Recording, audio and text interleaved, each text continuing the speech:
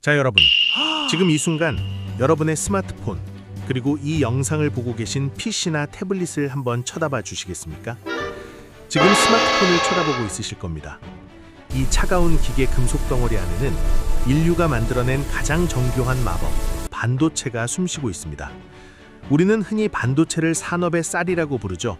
없으면 배고프고 힘들지만 돈만 주면 어디서든 사 먹을 수 있는 그런 흔한 쌀 말입니다. 그런데 만약 이 쌀이 단순한 곡식이 아니라 국가의 생존을 결정짓는 핵무기 버튼이라면 어떨까요? 갑자기 스마트폰 얘기하다가 핵무기 버튼이 나오니 당황하셨을 수도 있습니다. 구독, 좋아요, 알림 설정 잊지 마세요.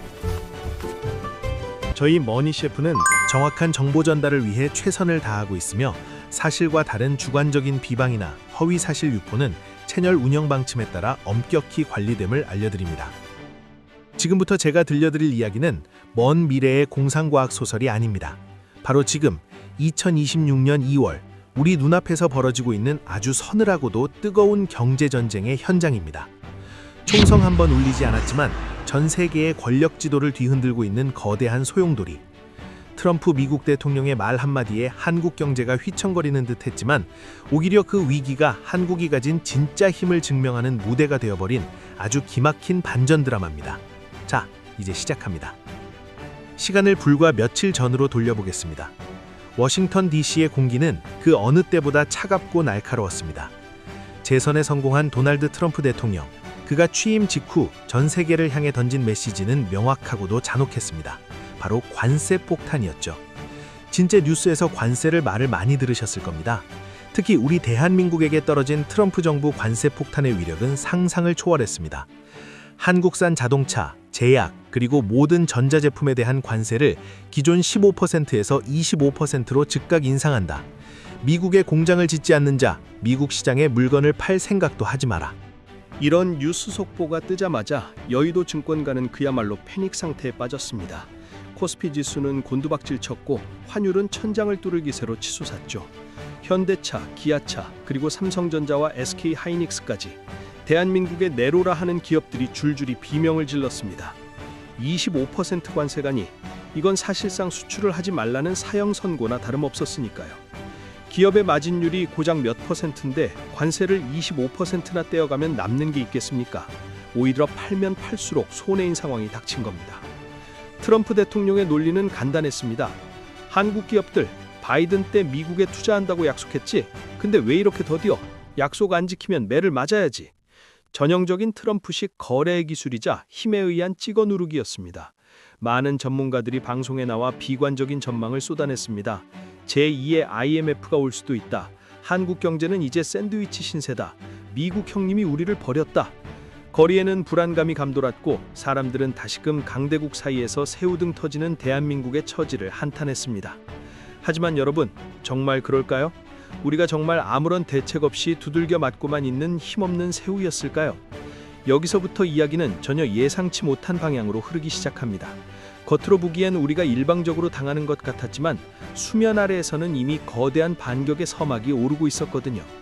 이 반격의 주인공은 정부 관료도 외교관도 아니었습니다. 바로 경기도 수원과 평택, 그리고 이천에 있는 거대한 반도체 공장들이었습니다. 시계를 2025년 하반기로 잠시 돌려보겠습니다.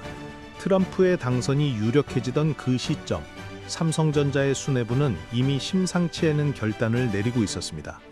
당시 전 세계는 AI 열풍을 넘어 AI 광풍의 시대로 접어들고 있었죠. 챗 GPT가 쏘아올린 공은 이제 모든 산업을 집어삼키고 있었습니다. 엔비디아의 GPU가 없으면 AI 서버를 돌릴 수 없고 AI를 못하면 기업이 망하는 시대. 그런데 이 GPU라는 거대한 두뇌가 돌아가려면 반드시 필요한 게 있습니다. 바로 기억 저장소, 메모리 반도체입니다. 그것도 그냥 메모리가 아니라 데이터를 빛의 속도로 퍼나를 수 있는 초고성능 메모리, HBM이 필수적이었죠.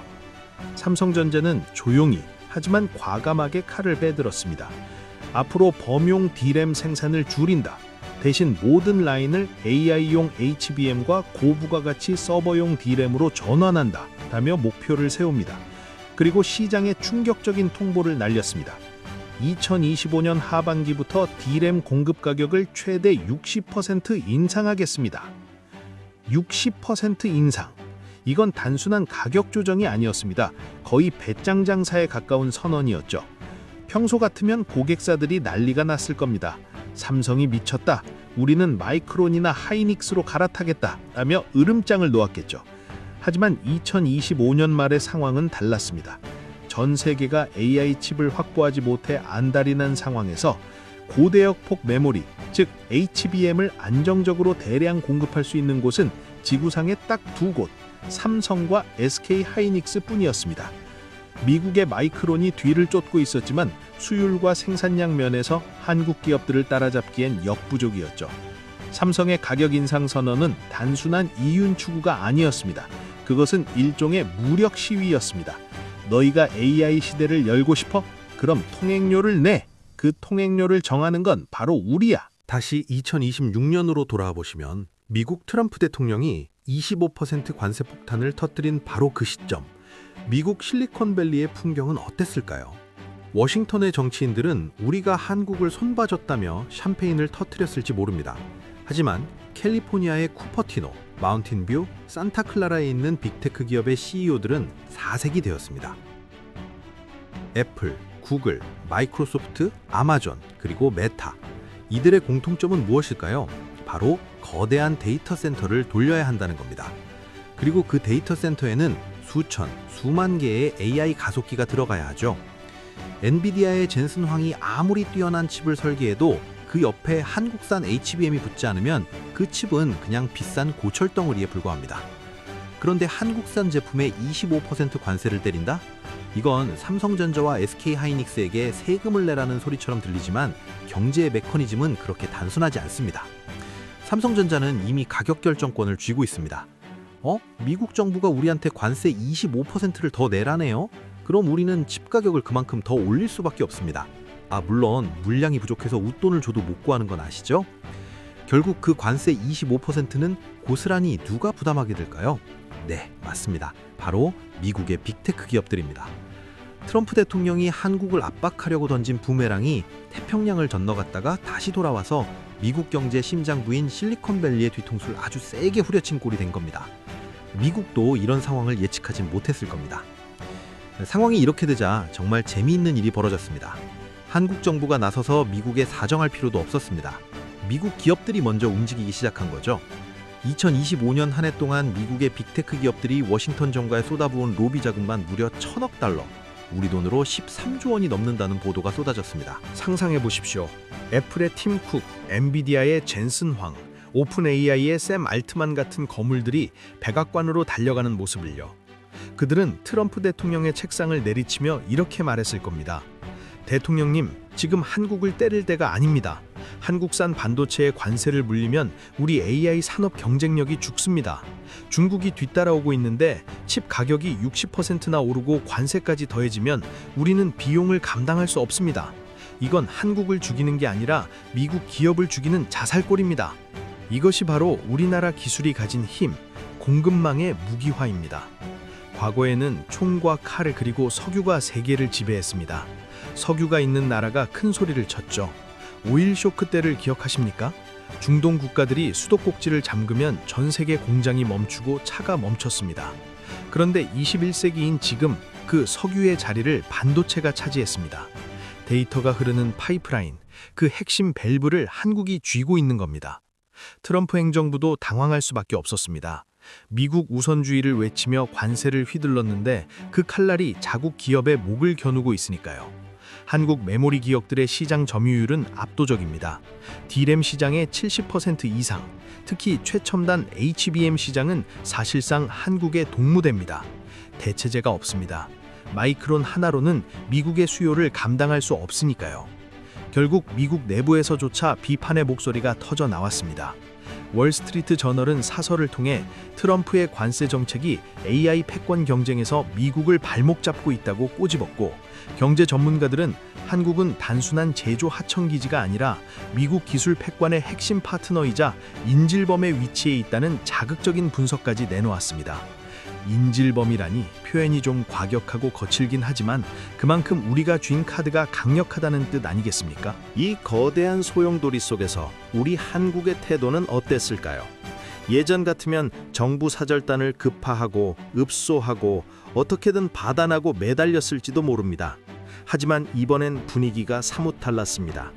물론 겉으로는 한미 동맹을 강조하며 협상에 임했지만 그 이면에는 급한 건 우리가 아니라 너희다라는 냉철한 계산이 깔려 있었던 거죠.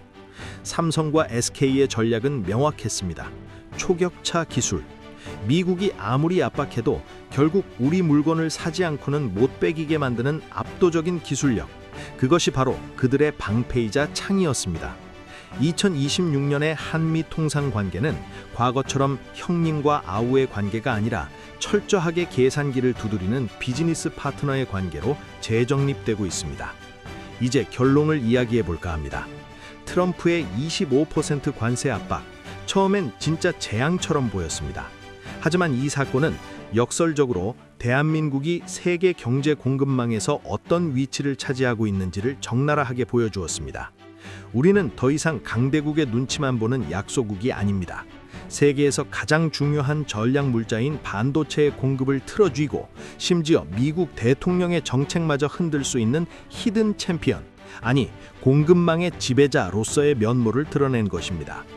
기술이 곧 안 보이고 경제가 곧 외교인 시대. 삼성전자가 메모리 가격을 60% 올리고 HBM 생산에 집중하겠다고 선언한 것은 단순한 경영 전략이 아니었습니다. 그것은 우리를 건드리면 당신들의 미래 산업도 멈출 것이다 라는 무언의 경고이자 가장 강력한 외교적 레버리지였습니다. 물론 이것이 끝은 아닙니다. 미국은 호락호락한 나라가 아니죠. 그들은 어떻게든 한국 의존도를 줄이려 할 것이고 자체 공급망을 구축하기 위해 천문학적인 돈을 쏟아부을 겁니다. 중국 또한 이 틈을 타서 우리가 치고 나가자며 맹추격해오고 있습니다. 이 살얼음판 같은 기술 전쟁터에서 영원한 승자는 없습니다. 하지만 적어도 지금 2026년의 겨울, 대한민국은 그 살얼음판 위에서 가장 날카롭고 단단한 스케이트날을 신고 있습니다. 우리가 만든 칩이 없으면 아이폰이 멍청해지고 구글 검색이 멈추고 테슬라 자율주행차가 멈추는 세상. 이 세상에서 한국의 기술 독점은 그 어떤 정치적 협박도 무력화시킬 수 있는 가장 강력한 방어막이 되었습니다. 여러분은 어떻게 생각하십니까? 트럼프의 관세 폭탄이라는 거대한 파도 앞에서 오히려 그 파도를 타고 서핑을 즐기는 듯한 한국 반도체의 모습. 과연 이 아슬아슬한 위험한 줄타기는 언제까지 계속될 수 있을까요? 그리고 우리는 이 반도체 기적을 넘어 또 다른 무기를 준비할 수 있을까요? 오늘의 이야기는 여기까지입니다. 단순히 뉴스 헤드라인만 보면 큰일 났다 싶지만 그 안을 들여다보면 톱니바퀴처럼 맞물려 돌아가는 거대한 힘의 역학관계가 보입니다. 겉으로 드러난 위기 속에 숨겨진 진짜 기회를 보는 눈, 그것이 바로 우리가 이 복잡한 세상을 살아가는 데 필요한 통찰력이 아닐까 싶습니다. 지금까지 머니셰프였습니다. 혹시 지금 쓰고 계신 스마트폰이 조금 뜨겁게 느껴지시나요? 그건 아마 그 안에 들어있는 한국산 반도체가 지금 이 순간에도 치열하게 전 세계의 데이터를 처리하며 대한민국의 경제 영토를 지키고 있기 때문일지도 모릅니다. 오늘 이야기가 흥미로우셨다면, 그리고 앞으로 펼쳐질 더 깊고 진한 지식의 세계가 궁금하시다면 구독과 좋아요 부탁드립니다. 항상 정확하고 팩트체크해서 좋은 이야기로 찾아뵙겠습니다. 항상 건강하시고 재미있게 사세요.